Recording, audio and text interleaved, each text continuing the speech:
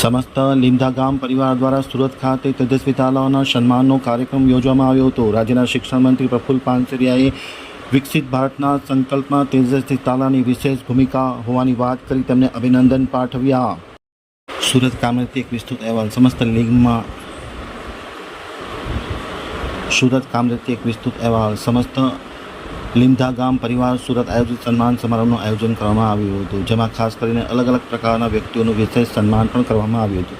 આ પ્રસંગે યોજાયેલા કાર્યક્રમમાં સમાજના આગેવાનોની સાથે ખાસ કરીને રાજ્યના શિક્ષણ મંત્રી અને કામરેજના લોકપ્રિય ધારાસભ્ય પ્રફુલ્લભાઈ પાનસરિયા ઉપસ્થિત રહી અને તેજસ્વી વિદ્યાર્થીઓનું સન્માન કરી શિક્ષણ એક આવશ્યકતા છે, શિક્ષણ એક સમાજનો બદલાવ છે તે વાત કહીને તમામ વિદ્યાર્થીઓને ખૂબ ખૂબ હૃદયપૂર્વકની શુભકામના પાઠવી હતી।